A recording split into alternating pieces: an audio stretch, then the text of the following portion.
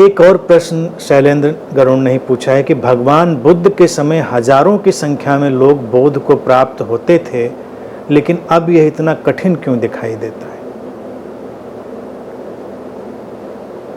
किसने कहा कठिन दिखाई देता है? किसने कहा? बुद्ध के समय बोध को लोग प्राप्त होते थे, ये सूचना कैसे आई हमारे पास? साहित्य से? किसी गुरु ने बताया? कहीं से कोई डेटा हमारे पास आया होगा ना? हमें कैसे पता चला कि वहां पर इतने लोग बोध को प्राप्त थे या नहीं थे? क्योंकि सूचना किसी न किसी स्रोत से हम तक आएगी, तभी तो हम जानेंगे। आज कठिन है ये भी तो लोग ही बता रहे हैं।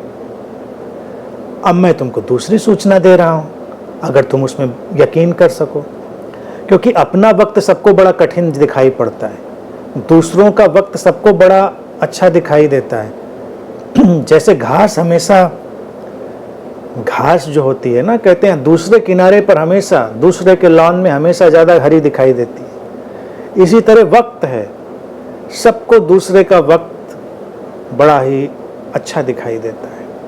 और आध्यात्म के जगत में ये जो घटनाएं हैं, ये ऐसे कही जाती हैं। जो इस तरह के बोध और एनलाइटनमेंट में यकीन करते हैं, उनको बुद्ध का काल, महावीर का काल, ऐसे काल की सूचना दी जाती है। जो थोड़ा पारंपरिक बातों में यकीन करते हैं, उनको सतयुग और द्वापर और इन सब की दुहाई दी जाती है और कहा जाता है कि देखिए ये कलयुग है घोर, इसमें तो सब नष्ट भ्रष्ट हो रहा है। बात एक ही है कि अतीत में कुछ बड़ा चमत्कारिक हो रहा था, अभी मुश्किल है। इस बात में लोग इसलिए यकीन करने लग जाते हैं क्योंकि सबको कठिन लग रहा है, ये वक्त सबको कठिन लगता है अपना, तो लगता है कि हाँ भाई ठीक ही होगा ना, पहले के लोग ज़्यादा सुखी होंगे या आगे वाले ज़्यादा सुखी होंगे जो आएंगे, हम तो भाई नहीं हैं, हम तो बहुत मुश्किल में हैं। हर पीढ़ी को यही लगता है, हर जनरेशन को यही लगता है कि हमारी मुश्किल सबसे बड़ी है। पीछे वाले बड़े अच्छे थे, आगे वाले अच्छे होंगे। रहा सवाल एनलाइटनमेंट और बोध का, ये सूचना भी तो तुमको तमाम पैकेज्ड गुरुओं के माध्यम से ही आई है कि आज बोध नहीं घट रहा है, आज बड़ी मुश्किल है। तो मेरी तरफ से दूसरी सूचना है, उसमें यकीन करना चाहो तो करो। घट रहा है, बहुत घट रहा है, और अब इतना सहज घट रहा है कि उसको पता चलने की जरूरत ही नहीं। अगर पता चले तो इसका मतलब है कि बोध की कमी है, बड़ी स्कैर्सिटी है। और बोध घटे तो आज कैसे पता चलेगा? रोज ये लाइव प्रोग्राम करने लगेगा व्यक्ति, प्रवचन देने लगेगा, कोई किताब ढूंढेगा, ताओ ते चिंग किंग पिंग रिंग, और उस पर प्रवचन देगा, तब वो पता चलेगा कि बोध को उपलब्ध हो गया। प्रश्नोत्तर देगा, शास्त्रार्थ करेगा, कोई सोशल मीडिया पर अपना पेज बना लेगा, चैनल बना लेगा और दे दनादन ज्ञान उसमें डालने लगेगा। कैसे पता चलेगा कि बोध घट गया? उन बातों से नहीं पता चलेगा, उन बातों से तो मूर्खता पता चलेगी। उन बातों से तो यही पता चलेगा कि व्यक्ति एक स्टीरियोटाइप आइडिया का शिकार है और वो समझ ही नहीं पा रहा है कि बोध का मतलब क्या। बुद्ध के समय ये बातें थोड़ी नई थी, बुद्ध इन बातों की चर्चा भी कर दिया करते थे, तो ये बात आई। लेकिन आजकल कोई अगर गुरु ये बात कहे तो ये स्टूपिड होगा। आज मैं तुमको यकीन के साथ कहता हूं, बोध का एक्सप्लोजन है अनेक अनेक जगहों पर। मुझे इतने लोग सुन रहे हैं तो क्या तुम सोच रहे हो ये सब अज्ञानी हैं? इसमें कितने लोग बोध को उपलब्ध होने की प्रक्रिया में हैं, कगार पर हैं, हो चुके हैं अपने अपने ढंग से, लेकिन गुरु नहीं बने, उनको गुरु बनना भी नहीं है। कोई घर में गृहिणी है, कोई अपनी जॉब कर रहा है, कोई बस अपना अपना जैसा है।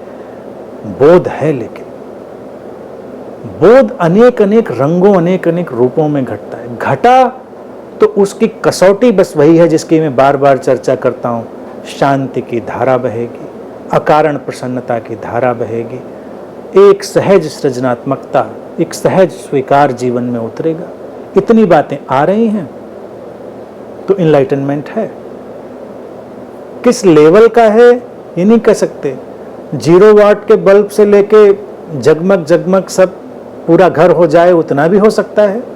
लेकिन अगर 0 वाट का बल्ब भी जल रहा है तो जल रहा है ना, लाइट आ गई है, रोशनी आ गई है। अब उसको बस बढ़ाने की ज़रूरत है।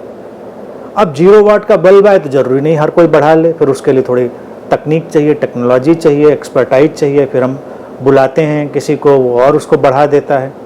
तो हमारे जैसे लोग मिस्त्री का काम करते हैं, टेक्नीशियन का काम करते हैं, जैसे प्लम्बर, मिस्त्री, इलेक्ट्रिशियन, वो वाला काम हम लोगों का होता है। कोई बहुत बड़ा काम नहीं होता है। लाइट आ गई, अब हम लोग चूँकि सर्किट जानते हैं, कहाँ से जोड़ते हैं तार, कहाँ पे उसको लाइट को बढ़ाते हैं, कहाँ से एसी जोड़ेंगे, पंखा जोड़ेंगे। तुम नहीं जोड़ पा रहे थे तो हमने उसको प्रोवाइड किया, तुमको सारा सहूलियत दी, तो सब सिस्टम चल गए। लाइट आई थी घर में, बल्ब जला था, फिर एसी भी चल गया, फिर ये भी हो गया, वो भी हो गया, सब कुछ हो गया। तो इनलाइटनमेंट का आज के टाइम में बहुत एक्सप्लोजन है और लोग सहज हो गए। जैसे एक उदाहरण से तुमको बताऊं, मैं छोटे कस्बे से आता हूं, तो जब मैं छोटे कस्बे में था और होली वगैरह का वक्त होता था, तो नया कपड़ा साल भर तो लोग पहन नहीं पाते थे, मुश्किल होती थी। 2 जोड़ी कपड़े घरों में लोगों के सिलवा दिए गए, लोग उसको पहनते रहते थे, घिसते रहते थे। लेकिन होली आई तो होली में आम तौर से लोग नया कपड़ा ज़रूर पहनने की कोशिश करते थे और पहन भी लेते थे, चाहे सस्ता हो या महंगा हो, कैसा भी। तो नया कपड़ा दिखता था कि फला परिवार ने नया कपड़ा पहना है, उसके बच्चे आ रहे हैं। एक ही थान खरीदा गया था, उनकी बहन भाई सबको एक ही तरह से नाप दिया गया था, सिल दिया गया था। फ्रॉक भी उसी की, शर्ट भी उसी की, पैंट, पैजामा, टोपी, रुमाल, सब उसका। देख के ही पता चल जाता था कि ये नया थान आया है घर में और सिल गया है, तो सूचना आती थी उसकी। आज हम जैसे शहर में रहते हैं, ये राजधानी है, और नया कपड़ा यहाँ मायने नहीं रखता, हर कोई नया कपड़ा पहन रहा है, पुराना होता ही नहीं। जैसे कोई पुराना कपड़ा मांगने आ जाए तो आजकल एक बहुत बड़ा वर्ग जो शहर में रह रहा है और ठीक ठाक अपनी संपन्नता में है, जो कि एवरेज शहर में ज़्यादा है, बस उसकी बात करें ना, उसको बहुत इधर उधर नहीं ले जाएंगे, गांव वगैरह में ना ले जाएं, अभी बस शहर में रखें उसको। तो कैसे जानेंगे कि नया कपड़ा आता है, क्योंकि सब कोई नया पहने दिख रहा है। तो किसी को एहसास भी नहीं होता, किसी को देख करके अच्छा इन्होंने नई शर्ट पहनी है या इन्होंने, तो समझ रहे हैं। कहने का तात्पर्य है कि जब चीज़ ज़्यादा हो जाती है तो उसका पता चलना बंद हो जाता है। तो चूंकि एनलाइटनमेंट और बोध अब ज़्यादा हो रहा है, अनेक अनेक रूपों में हो रहा है, तो उसका पता चलना बंद हो गया है।